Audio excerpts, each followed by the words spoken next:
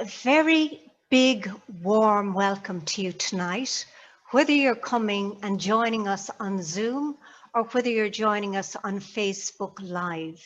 Céad Míle Fáilte, you are so welcome to our fourth night of our diocesan mission, Be Christ's Joy.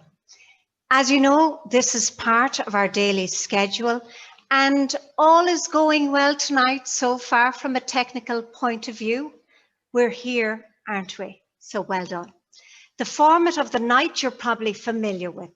Our guest speaker gives their input, and we follow that by a little piece of transition music while we gather your questions, because we're hoping for a little participation, and you're great to participate. Now, most of you already know, but if you don't, you hover your mouse over the bottom part of the screen to bring up the Q&A message button and type your question into that if you have one, whenever you have it, and submit it.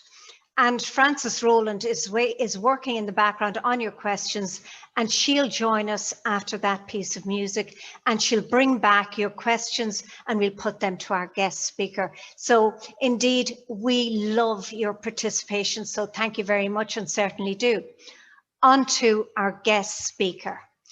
Our guest speaker tonight is the wonderful Jane Mellet.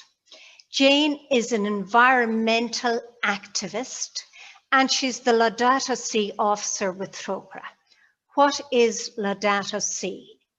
It's the document or the letter, it's in book form, it's quite lengthy, that the Pope has written to every one of us about care for our common home.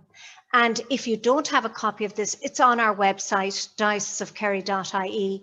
There's a little section under parishes with Pope. Pope is written there and his documents are there. So Laudato Si is there, or what I like to call it is care for our common home.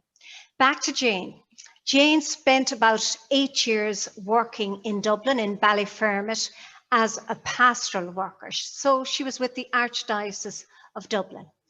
But in recent years, her passion for the environment has grown, and she is passionate about dealing with I call it our environmental crisis. And she is passionate about the Pope's document, Care for Our Common Home. And just to demonstrate her passion, a few years ago, she walked 1,000 kilometers from Italy to Poland, carrying with her the Pope's document to present it with a group of pilgrims, she wasn't by herself, to the UN climate talks. Jane told me all about this herself when she was here in the house visiting about a year or two, the summer before last, with Sylvia Thompson. So I heard it firsthand on how it went. Now, Jane isn't doing any walking these days. She's fractured her ankle. Poor thing, but luckily she's still well able to talk. Getting back to Jane, she's obviously, when she's concerned about environment, she's been involved in the climate strike movement, like all of us, hugely inspired by Greta Thunberg. And funnily, she spent about a year tweeting the entire Care for Our Common Home document, that document we're talking about, which is quite lengthy, to the best known tweeter in the world, to Trump. She didn't get much of a response from him, but she spent the year tweeting it bit by bit. Hopefully she won't have to do the same with Biden. Tonight, Jane is talking to us from her home place in Carlow, and her theme, what else could it be but care for our common home. Over to you, Jane Mellet. You're very welcome. Thanks very much, Mary, for that introduction, and good evening, everybody. I'm really delighted to be with you virtually in the Diocese of Kerry for this wonderful Mission Week, and just to say a huge thanks to the pastoral team there for their superb organising of this week. It's really been a really uplifting experience, and many people are talking about it, so congratulations to you all. As Mary mentioned, I'm the Laudato Si officer with Trócaire, and my role involves sharing this wonderful document, if you can see it there, Laudato Si, on care for our common home with people across Ireland. Laudato Si, it's a Latin phrase which means praise be. It's taken from the opening line of a prayer from St. Francis. It's also known as care for our common home.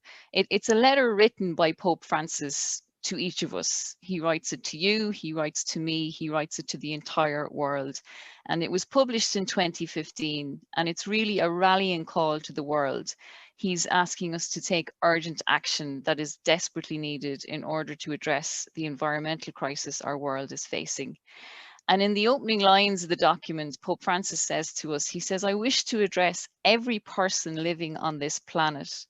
I urgently appeal for a new dialogue about how we're shaping the future of our planet, since the environmental challenge we're undergoing and its human roots concern and affect us all."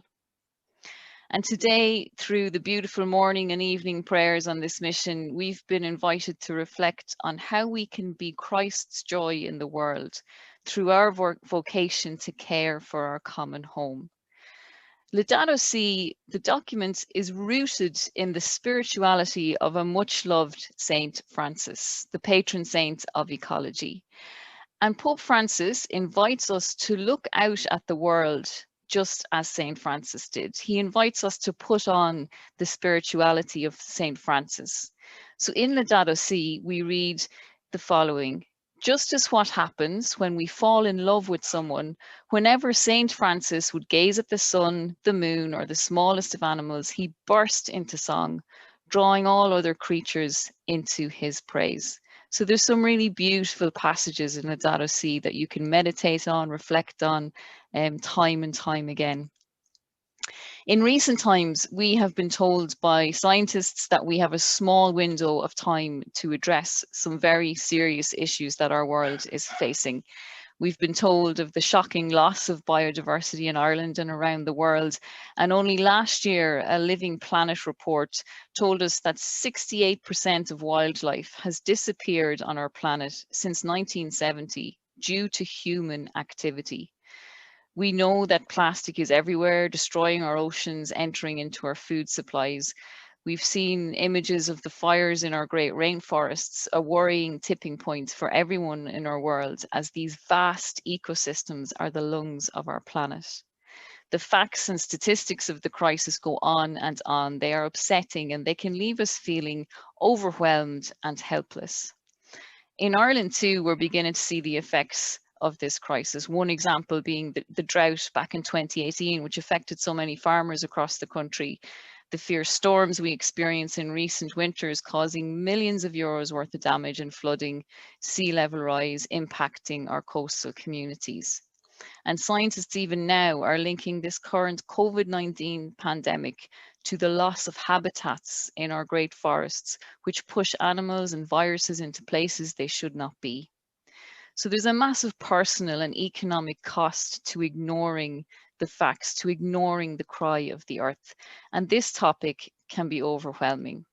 So in Laudato Si, Pope Francis is becoming a global leader on this issue, and he's inviting all of us to become painfully aware. That's the phrase he uses, become painfully aware of what's happening to our world, to listen to the cry of the earth.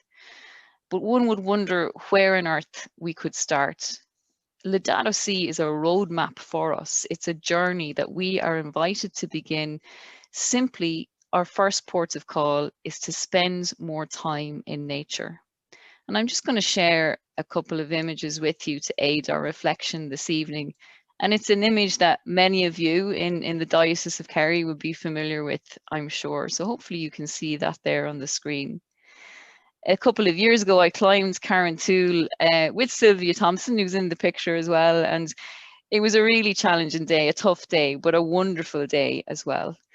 I love the mountains. They are my happy place. They energize me, and they're a place where I feel most connected to nature and to God. And I'm sure each of you have places in nature that you love as well. And just to invite you to bring your favorite place in nature to mind now, to evoke the senses when you think of that place. What do you see? What do you hear? What do you smell? And I mention this because in Laudato Si, Pope Francis asks us to start here, to reconnect with these spaces, to reawaken a childlike sense of awe and wonder where our relationship with creation is concerned.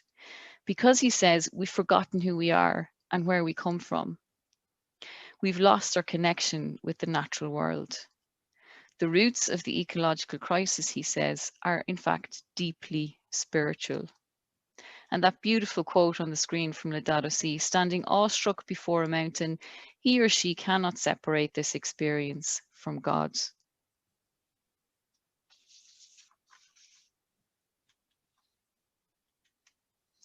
Another quote, he says, St. Francis, faithful to scripture, invites us to see nature as a magnificent book in which God speaks to us and grants us a glimpse of his infinite beauty and goodness. The entire material universe speaks of God's love, his boundless affection for us. Soil, mountains, everything is, as it were, a caress of God. So it's such a beautiful, mystical reflections from Laudato Si. If we noticed all of creation as a caress of God, even the rain, the wind, the sunshine. If we surround ourselves by things like metal, glass, and cement, how can we see Christ's joy in the world? So Pope Francis invites us to eco-conversion, to see Christ in all of creation, to see the imagination of God and the fingerprints of God in the forests, in a wildflower, in the depth of life beneath the scenes. He invites us to contemplate the mystery of the universe. He says, by the word of the Lord, the heavens were made. Creation is the order of love, this love which moves the sun and the stars. He's asking us to appreciate our universe as a gift, not a given. He asks us to look to Jesus and Jesus' relationship with nature. We read in the Gospels that Jesus was in constant touch with nature, lending it an attention full of fondness and wonder. Lift up your eyes and see how the fields are already white for harvest. Jesus walked everywhere. He went to quiet places to pray, to the mountaintops. He preached from boats on the sea. His followers were fishermen in tune with the rhythm of the sea. We forget that Jesus worked with his hands as a carpenter in daily contact with matter created by God, most of his life dedicated to this task. In his parables, he constantly used examples from creation to teach people about the kingdom of God, God's dream for our world. He said the kingdom of God is like a grain of mustard seed, which a man took and sowed in his field. It is the smallest of seeds. Jesus lived in full harmony with creation. The very flowers of the field and the birds which his human eyes contemplated and admired are now imbued with his radiant presence. The eco-conversion Pope Francis calls each of us to involves putting on the spirituality of Saint Francis and also to look to Jesus as an example of how to be in harmony with creation. And just to share with you now, as Mary mentioned, I took a little walk a couple of years ago on a climate pilgrimage in 2018, 1,000 kilometers from Italy to the UN climate talks in Poland, with pilgrims from many countries carrying the message of Laudato Si to all. And this entire journey was intense as we walked across Europe in winter, but it was one that opened my eyes and ears to the cry of the earth. There's something very transformative about walking. Jesus walked everywhere, so did St. Francis. You engage on a different level with nature, with local people and with changing landscapes.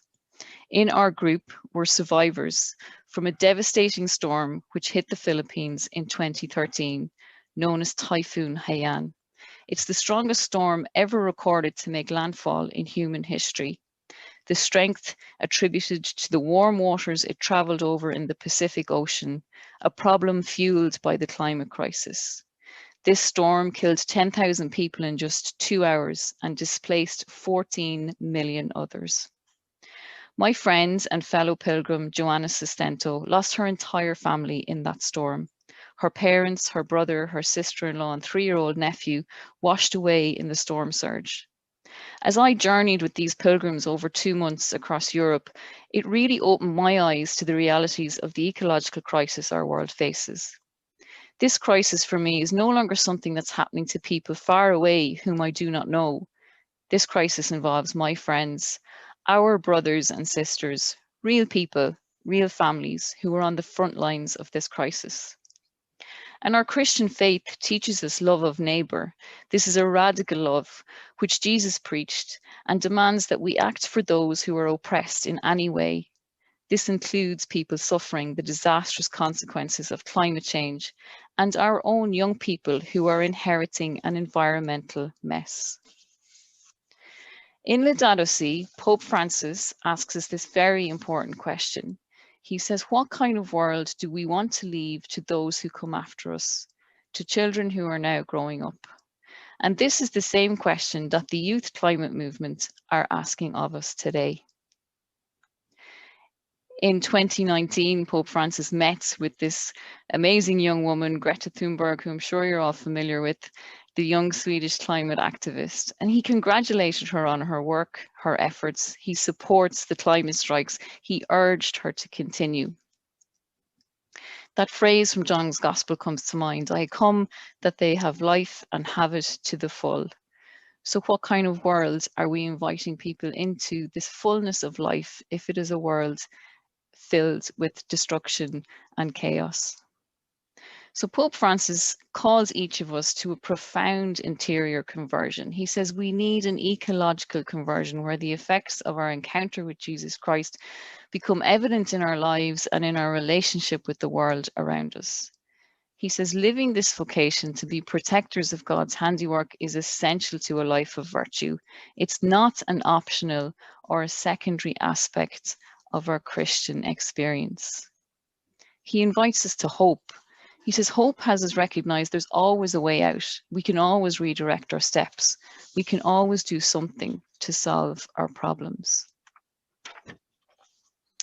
We're custodians of the land, guardians, protectors, not destroyers. To be Christ's joy and to share this joy with others involves walking gently on this earth and embracing the joy of Christ in creation, seeing everything as a caress of God. As faith communities, we're in a very unique place to be able to witness to this call by doing small actions, which together can have a ripple effect.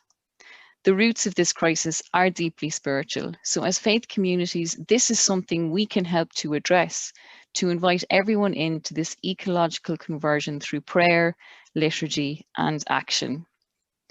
In the final chapter of Laudato Si, Pope Francis speaks about joy and peace, and he says that the Christian faith offers a refreshing and prophetic liberation from things such as overconsumption.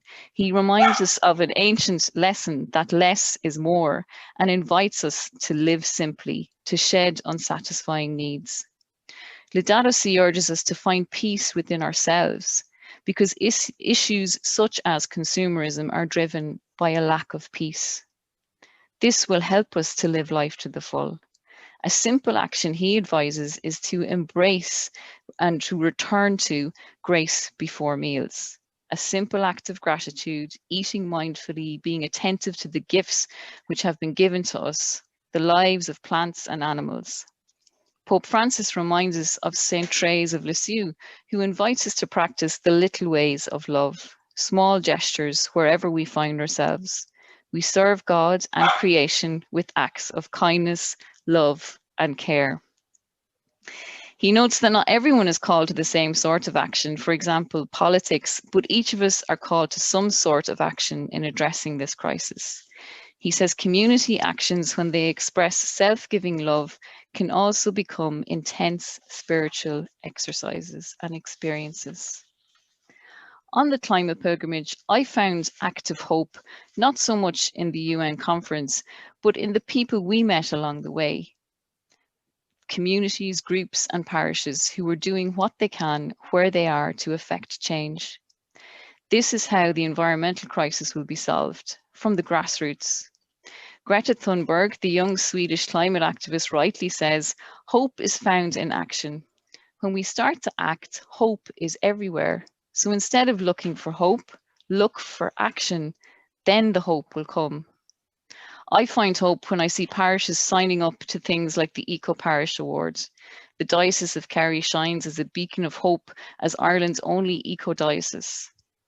I find hope when I see young people and not so young people rising up to call their politicians to account on the failure to address this crisis.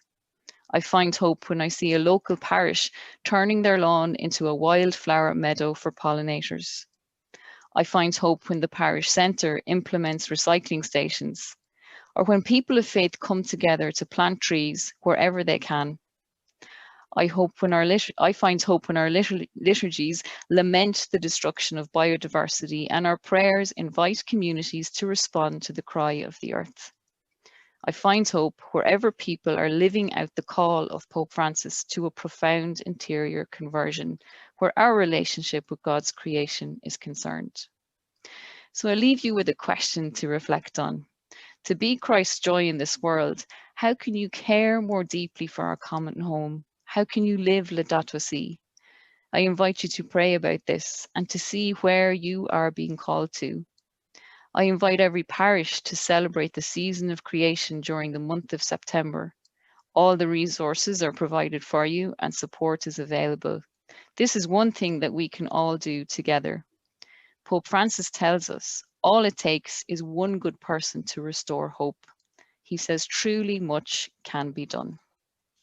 Jane, that is absolutely wonderful. I went from smiling at the beautiful pictures and almost smelling the beauty of them to frowning and feeling, oh my God, I'm so worried about the environment, back to hope and all the images you gave us of hope, and then the very local images of hope. So loads of food for thought there from a woman of great conviction. While we're taking in your questions, Jane is going to play for us her choice, John Rutter, Look at the World.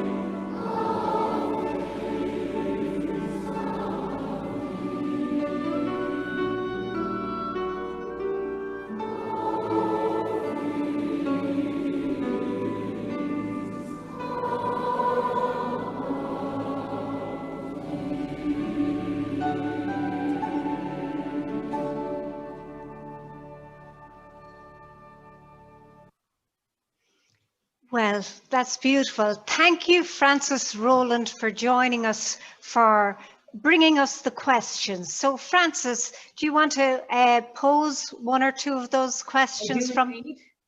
Yes, Jane, lots of questions being asked. So we might start with a very practical one, which is around parishes, practical steps that they might take, and that you might say a little bit more about Kerry being an eco-diocese. That's news to many people.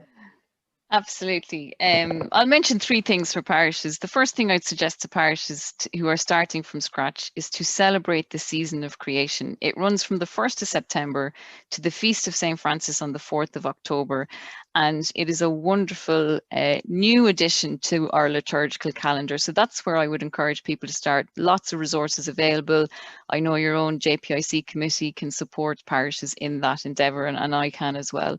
The second thing I'd say to people is to look up the Eco Parish Award, which is available through an organisation called Eco Congregation Ireland. They have a website, you can Google them. And basically, parishes can sign up to try and achieve this award over a year or two. Very practical, tangible, small actions that a parish can do. And read Laudato Si. If you haven't read it, I'd encourage gather a few friends, gather a few parishioners, and read the documents. And I'd be happy to support anyone who wants to do that as well. Gosh, they're great answers, and thank you for that, Jane. The other question that's coming up, and I think it's a really interesting one, it's with regard to COVID-19. In some sense, many of us feel that we've gone back in care of the environment. We've a lot more plastic. There's masks thrown around the streets sometimes, which is bothering people. And we're using an awful lot more water because of all the hand washing. And yet alongside that, we're wondering, is there an appreciation for the need for us to be more eco-friendly, given that we're living through this pandemic in our age? Sure, and just to say, you know, the science is there to say this is one symptom of a much larger environmental crisis. They're not two separate things. They're part of the same crisis our world is facing. So one is feeding into the other, and you mentioned masks there being discarded, and even things like we were doing relatively well with reusable coffee cups, and now we've had to abandon that in some way. So it has a knock-on effect, absolutely. And I suppose we have to try and find sustainable ways of living through this pandemic, but also to be mindful of human health and safety. So we're trying to hold two things. So there's no easy answer to that question, but it's an example to us of how humans cannot be healthy on a planet that isn't healthy. That's what sticks in my mind. Yeah. Yeah, that's a really good way of calling us to balance what we're at, isn't it? Mm. One other question that's come in here is, do you think people are willing to sacrifice some of the easiness of life that we have maybe in parts of the world for the good of the planet? And alongside that is the question of political will, that perhaps in parts of the world there isn't political will because we haven't seen the effect too strongly in our own local place up until now. Sure, and this is hard. This involves lifestyle change. So any sort of lifestyle change is extremely difficult. But I suppose within this eco conversion that Pope Francis talks about, if we begin on this journey, we will want to change, because it is extremely painful to grow in an awareness of what is actually happening in this crisis. So through our faith and our spirituality, through our growing awareness, we will want to make those changes. I find that from experience and from talking to other people. And also to recognize that this crisis affects the poor disproportionately, who've done very little to cause the crisis. So richer countries are far more impactful on the environment, yet it's poorer countries who bear the brunt. So that's a question of justice.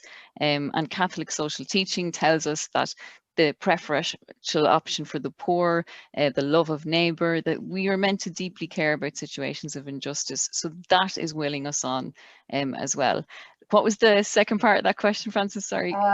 Yes, is there political will there? Oh, yeah. No. I think it has shifted massively thanks to the youth climate movement led by Greta Thunberg. I think they have really brought the world's attention and focused politicians' attention. And, you know, 2.5 years ago, you could not have imagined this movement would have surfaced. And here it is. So I think the generations coming after us are making very clear demands, and as they approach voting age. I think politicians are very aware of the shift in public perception on this. So things are changing, but in Ireland, for example, we have a lot more to do. And one action we can all do is to keep that on the agenda of our local politicians. Yeah, thank you. That's really helpful. And just one final question, Mary, if I have the time for it, would you just say, I suppose many of us grew up with the concept from, or the understanding from Genesis that, you know, humans were given dominion over the earth and we were to look after it and it was almost ours to do with what we will. How do we, and the question has come in, like, does this concept need to be looked at in the context of our planet now? And how do we have a new understanding of that passage in Genesis? Absolutely, and I'm so glad someone asked that question. Laudato Si, chapter 2, Pope Francis deals with exactly that. He has some really interesting chapters on Genesis and this idea of dominion. So this interpretation of Genesis has not served the planet well, because we saw ourselves as the top of the pyramid of creation, and the rest of it was for our use and unfortunately abuse. So he's inviting us to read this text with fresh eyes. He's saying our first commandment is to till and keep the garden of the world, and he urges us to move away from dominion and to a caring model, to protect. We're custodians, we're guardians, we're preserving this world for future generations. So that was a really welcome piece in the document when it was released, and people were so happy to hear that. I suppose our job is to share this with our community, our faith communities. And if in your parish you haven't heard about Laudato Si, maybe there's something you can do about that as we move forward. Yeah. Thank you, Francis. Wonderful questions coming in there. Absolutely great questions. Thank you. And of course, wonderful answers and ways of getting us to think more about these. Jane, before we begin our wrap up, which can take us a few minutes, what would you like to leave us thinking about? Have you a sentence or two to just leave us with, particularly at this point? Yes, I suppose as a final thought, I just urge all of us to listen to the cry of the earth, to look out at what is happening to our world right now, but also to never underestimate the power of small actions. No matter how small that action is, it has a ripple effect, and to not forget that. And Pope Francis says everyone's talents are needed to care for our common home. So wherever you find yourself, whatever your talents are, to put them to this use, and don't underestimate small actions. That is absolutely lovely. Thank you so very much, Jane Mellet, for joining us tonight. This, as you know, is all very much part of our daily mission schedule, which includes reflections in the morning, reflections in the evening, daily mass, and play and pray for children. And mass tomorrow is coming from Castletownbere, Father Noel Spring at 10:30. I'm about to say good night, and we'll bring in a piece of music, but due to popular demand, we were asked to do a little bit more of our kind of unplugged piece. And what we'd like Jane to show us is her cast, number one, because these are the sort of things you can do on Zoom that you can't do anywhere else. So we want to see that cast. There we go. Stick it right up.